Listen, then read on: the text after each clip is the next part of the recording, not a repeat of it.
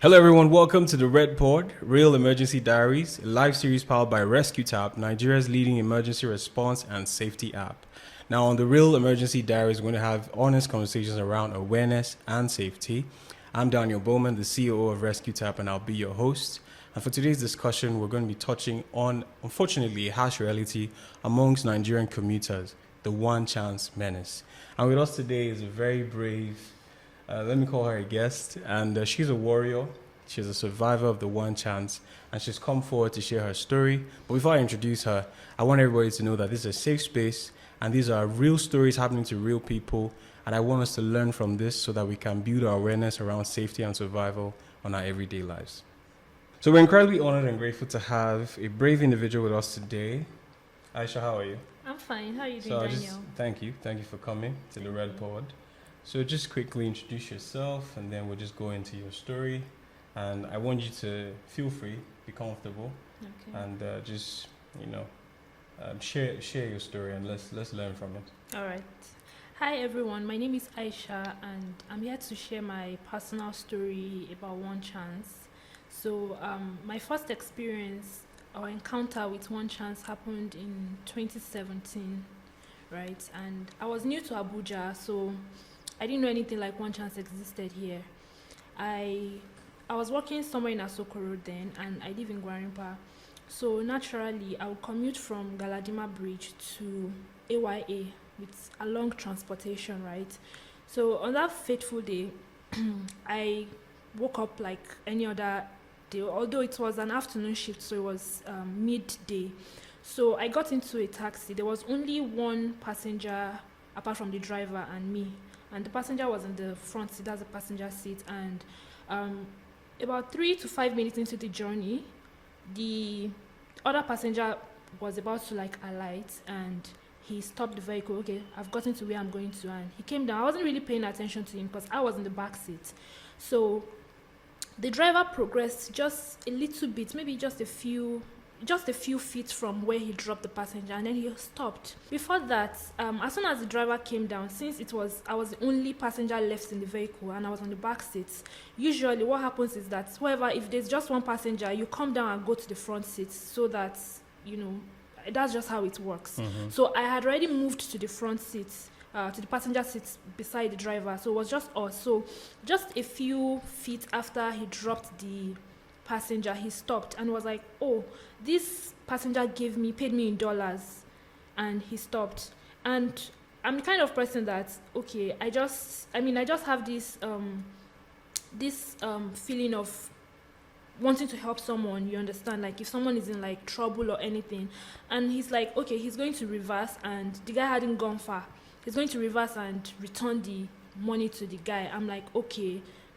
I was just being tentative, being cautious and being watchful. So he reversed and told the guy that he paid him in dollars.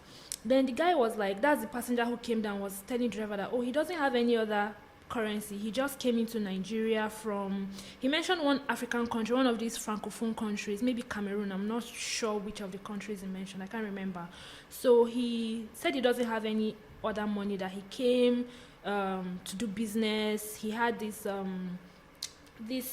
will I call it this goods, maybe selling and buying and selling with one lady in a plaza in Gwarimpa. He mentioned the name of the plaza, and it was, I'm like, okay, this plaza doesn't exist. I live in Gwarimpa, even though I've not been here too long, but I think if it's a popular plaza, I would know. Yeah. You understand?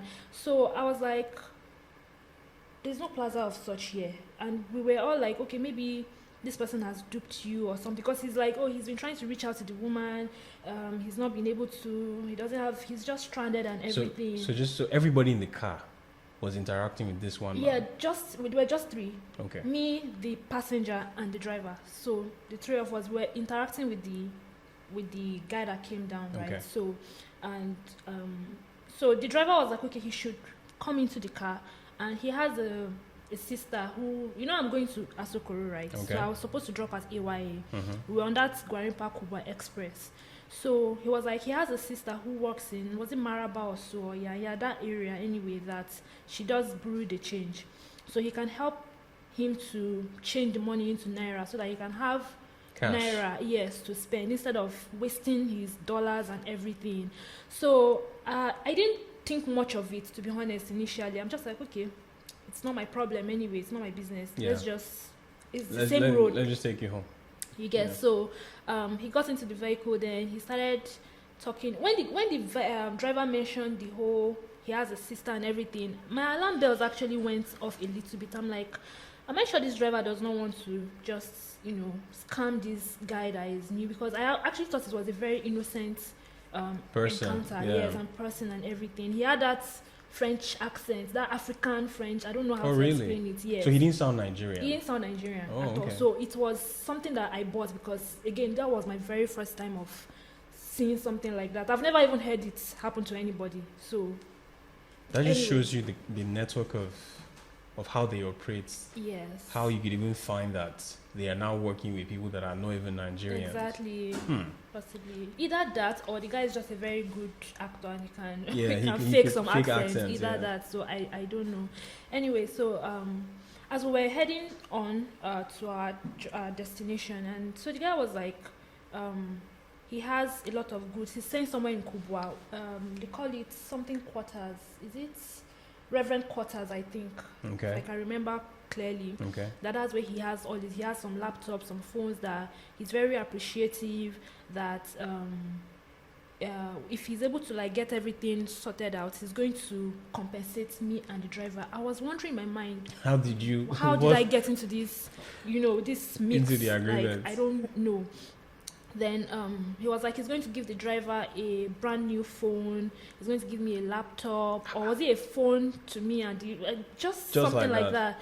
And then so the driver was like, okay, can we? He was asking me whether I could also join them to go and change the money and everything. So I can't even remember exactly what he said or whatever. But I was just listening. You understand? I wasn't really conversing much. Actually, I was just paying. So the driver, the guy at the back seats, he now entered the back seat, right? So he was like, oh, that, and his dad warned him before coming to Nigeria, pulled his ears, that he should be very careful. He was not asking us, do we know Dangote? Do we know Buhari? I was like, why not? We know these guys. These are like our leaders and, billionaires in the country. He was like, they are his dad's friends. And I think that was the point I knew that, okay, something is definitely not wrong. That was a red flag. If your dad is friends with Buhari, late Buhari, may so rest in peace. If your dad is friends with Buhari and friends with Dangote, why are you here? Like, why are you in this kind of... Why are you commuting? Yeah, why are you commuting? Why don't you have someone trusted here that could actually help you with all this? So the whole story just wasn't... It didn't add up. Yeah, it didn't add up. And at that point, I was already thinking in my mind. I couldn't say much because I didn't want to alert them to know that I'm already catching up onto them. Yeah. So I was just thinking in my mind, what do I do? How do I get out of this situation? Then at some point, they turned the car around to go to Kubwa, saying he wants to go and get some goods. So now we're no longer going to Yanya or Maraba to change the money. He wants to go to his quarters where he's staying, his temporary residence, right, to get some of his goods. I don't even really understand that situation, but before I knew it, they did a U-turn on the express, and we started heading towards Kubwa. And where was your original destination again? I was going to work. I was working in AIT in Asokoro, so I was going to work on a normal day. It was a Sunday actually, but as reporters, we work weekends as well, obviously. So. And you found yourself on the Kubwa Express. Exactly. I was so scared. I was like, what do I do? So I think the driver was noticing that I was probably already feeling some type of way. So he was like, oh, he doesn't mind giving me his number. He told me his name. He gave me his phone number, that I should have his phone number just in case, so that we can communicate better after I get to my destination and everything. I said, okay. It was a plus for me. I don't know if it's a real number, but at least I collected the number. So what I did was, as I was typing the number, I was typing it in my message to my sister.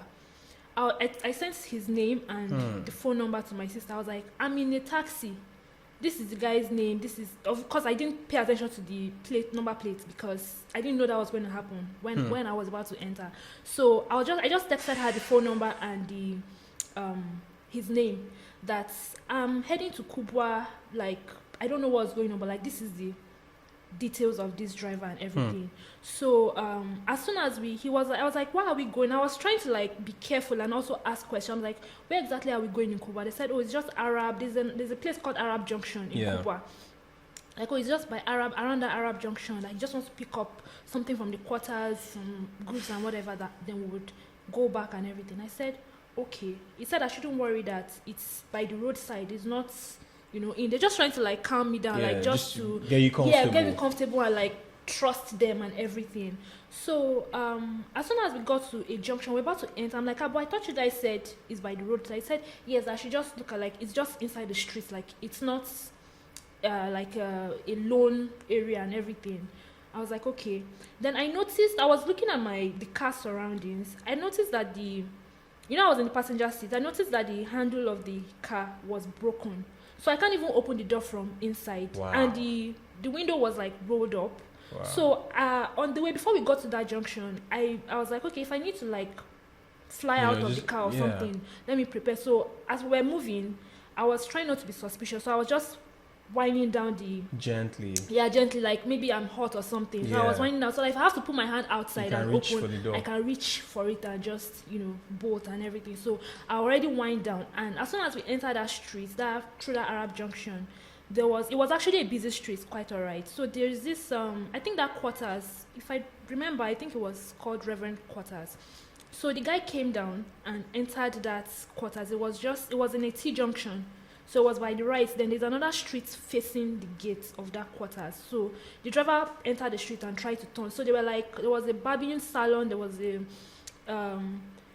supermarket and some other places on that street, just by the junction. So just before you go on. Yeah. At this point, you were in Cuba now. Yeah, we're in Cuba.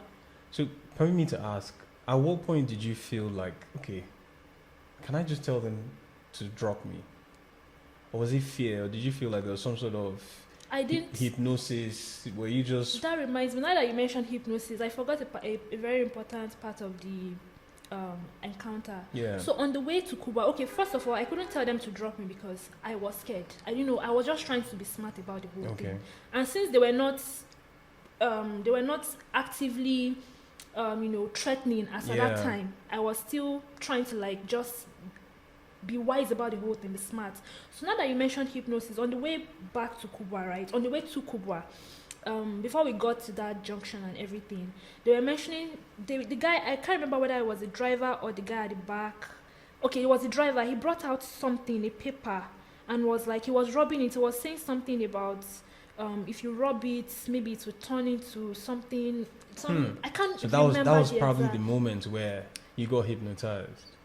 I would say, but then again, I didn't really feel hypnotized. But then maybe I was, I didn't realize. I honestly do not know. Usually with hypnosis, you wouldn't even know. Now. You would, okay, so probably, I don't know, because I feel like I was still very like aware of the whole thing, and I was trying to get myself out of the situation in the most safest way for me possible, right? Okay. So, I don't know whether I was actually hypnotized, but maybe they tried, because they were just this whole stuff about that paper that you rub that would change color, or maybe like turn into money or something, was really weird.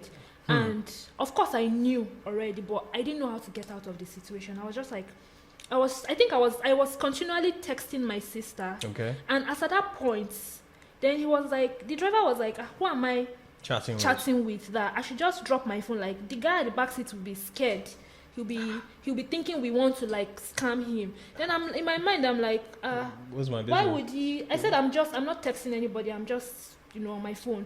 In my mind I was like, why would he be scared? He should be. In his mind we are trying to help him. Exactly. If you guys are genuine, we are trying to help him, so he shouldn't be scared of us. You understand? It should be the other way around. But I didn't say anything. I just said, okay, I'm just trying to I'm just on my phone. I'm not chatting with anybody. So I don't know. My sister was not with her phone, so I kept texting and texting. I didn't want to call because that would escalate probably the whole scare thing. her. Yeah. But I was just texting her. So as soon as back to where we got to the. So now you're in Cuba. Yeah, we're in Cuba. Yeah. So the passenger came down and went into the quarters to pick up whatever he said they wanted to pick up. So at that time, the driver had to enter the streets opposite the quarters to do like a U-turn so that we go back out. That was the idea I had in my mind anyway. So as soon as he stopped, I didn't even waste time. I just opened the door from outside. Remember, I already wind down so that I have easy access to. I opened the door straight up and I ran to the supermarket across the street. So I was calling my sister as then. I was calling her frantically, and she didn't pick up. And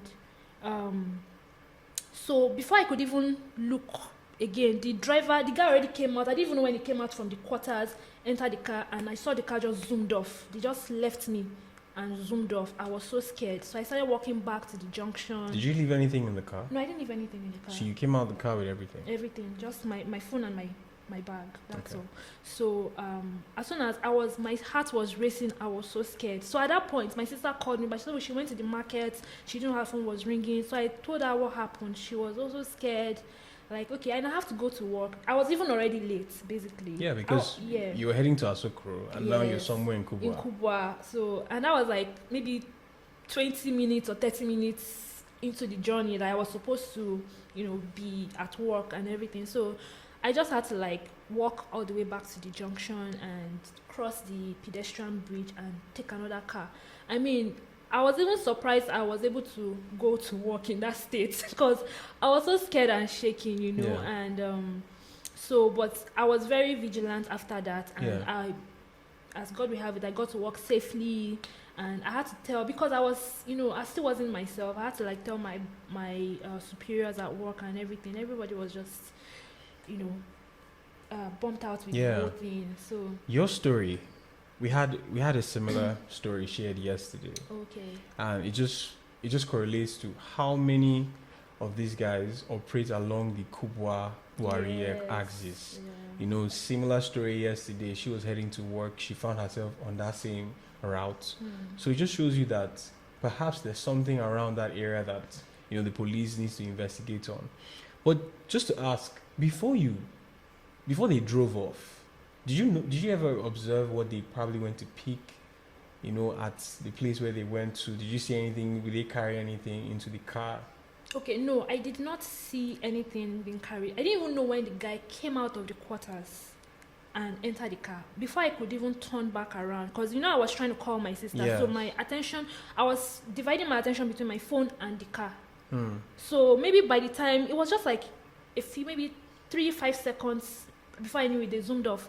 So it's left me wondering, did the guy really enter to go and pick up something? Yeah. Or was he just lurking around somewhere to maybe that was where their main plan was that particular moment, you understand? And they didn't, because it was too fast. He had already entered before we even did a U-turn. So how was he able to like get into the car without me seeing him, and they zoomed off? So lucky for you, at that point, you had messaged your sister. Yeah. Did she get to call you? Yeah, she called me back, right? Okay. As soon as I came down, and I told you I ran towards the supermarket. Yeah. And that way there were people and everything. So Did you she raise an called me alarm? back. No, I didn't. They zoomed off. Like, everything was so fast. It happened so fast. Yeah. So I was just left. I didn't know what to do, actually. I was just there. So at that point, you went to the nearest pedestrian bridge. You got a car to where now? Back to AYA. I was heading to work in Asokoro. Yeah. So I went. AYA is the nearest bus stop to Asokoro. Asokoro, yeah. So I got a car to AYA. Then I took a cab from there, a drop to my office. What if your sister didn't pick? At that point, it actually wouldn't make any difference because I'd already come down from the taxi. You understand? So it was just, she called me. I think she was one that even called me back. Then I was like, I've been trying to reach you and everything. So it wouldn't have made any difference if she didn't pick or not. It's just that I was able to, have her on the other end of the phone to, express how I was feeling at that moment, because I was basically already out of danger by the time she called me back. So it wouldn't have made any difference as of that time. So getting out of that situation, you got to safety, you got to work. Yeah. How did you share the story with them at the office? Basically the same way I shared it just now. I told them everything that happened, and they were like, oh, this is so rampant. Maybe because I'm new in Abuja, that's why I didn't know. I said, I've never heard of this. If I had heard of it, I probably would have been more prepared and been more aware of the situation before it got to them taking me to Kubwa. You understand? Because that could have actually ended very badly.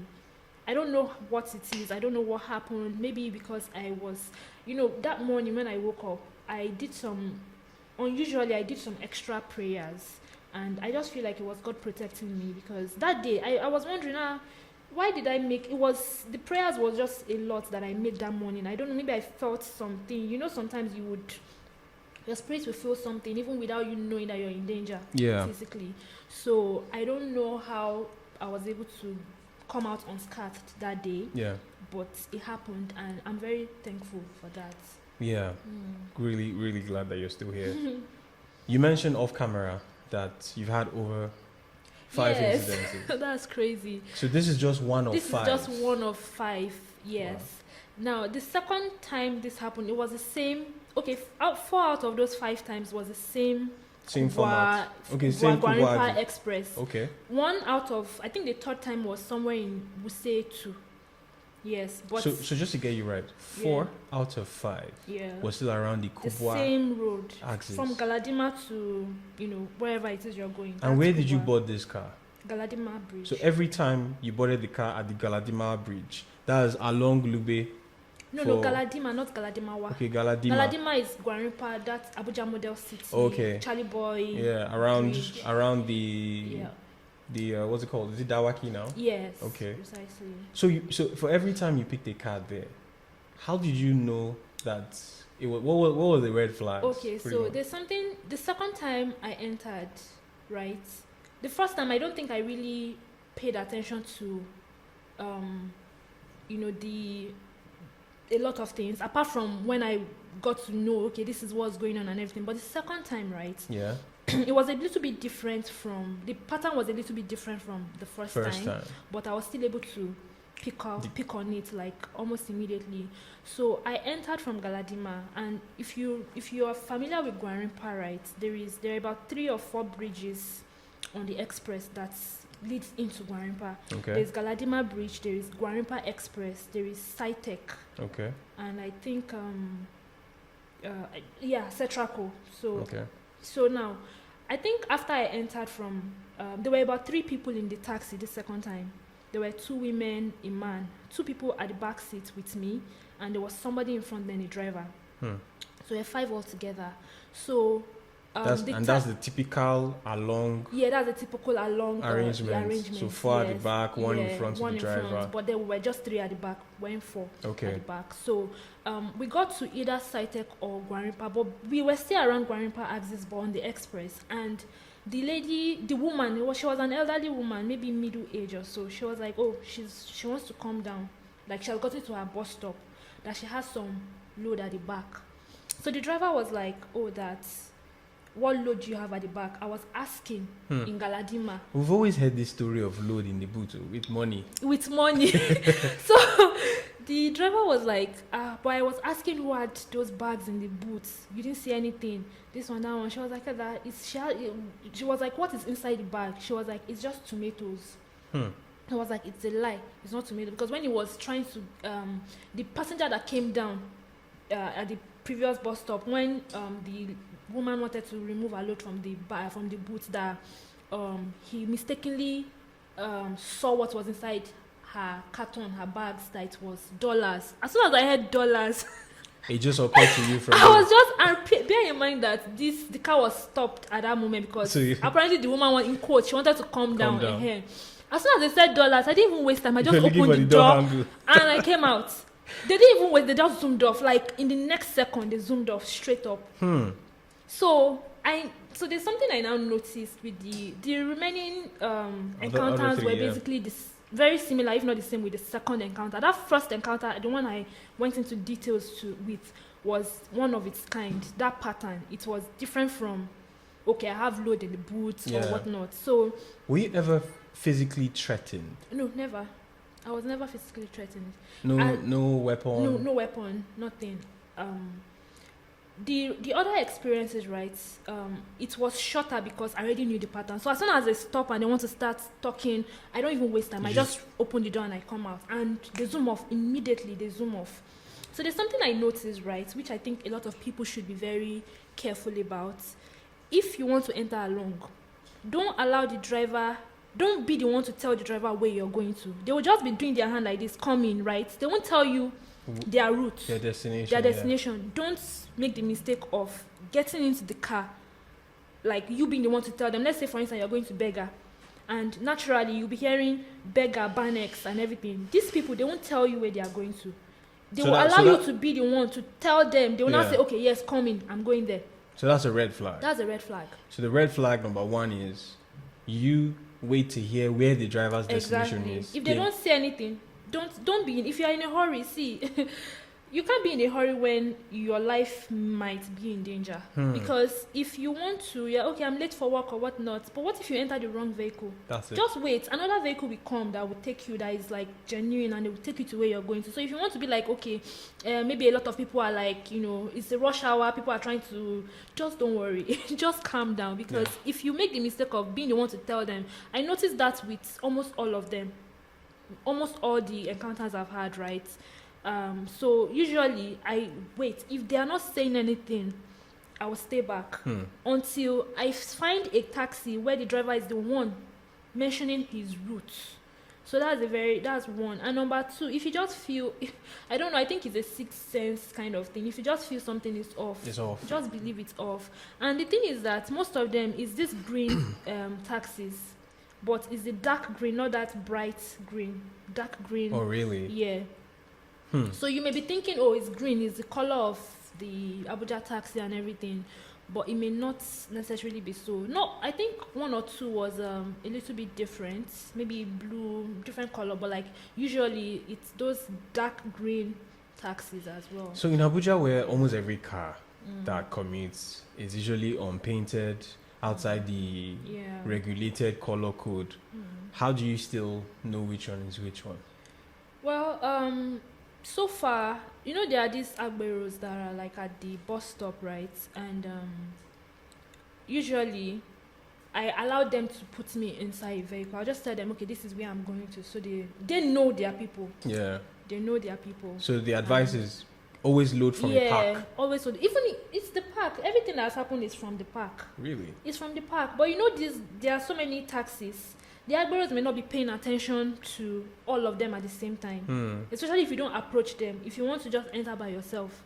So some of them will not even really wait to load. It's like they're on a move. Yeah. So as soon as you stop them, you stop them. They just pick you up and you go. It's always at the park. Galadima is a bus stop. It's a very well-known park or bus stop. How about the last story? The one which the format was different from the first four? Okay, no, it's the first one that was different from the last four. From the last four. Every other one was basically the same thing. As soon as they stop and I'm hearing anything, I just calm down and they almost immediately they zoom off. Honestly speaking. Wow. So it's just the first one where the guy came down and gave the guy money in dollars and started talking about all of that. That's the one I feel was different. Because the other four, right, they will just tell you, okay, I have load if they say I have load and the driver wants to start engaging in conversation with them about anything, just calm down. Because most of the time, right, I think mine seems to be very different from a lot of other people that I've heard. Most of the time, they want to engage in conversation and they are on a stop. Okay. You understand? So you basically have the advantage to just calm down. You don't even need to engage. Don't even tell them, okay, I want to drop or you guys are scam. Don't even say anything. Just open the door and calm down. They won't stop you. It's only maybe when I've never experienced anyone with weapons or physical or any trial. I've never experienced that. And maybe it's because that first one would have been the most fatal one, but because it seemed like they were carrying you somewhere. Yeah, they were carrying me somewhere already. So, but none of that happened, and thank God for that. Thank you, Aisha. You're Thank you so welcome. much. So, I remain your host, Daniel Bowman, CEO of RescueTap. And again, always remember, with RescueTap, one tap saves lives.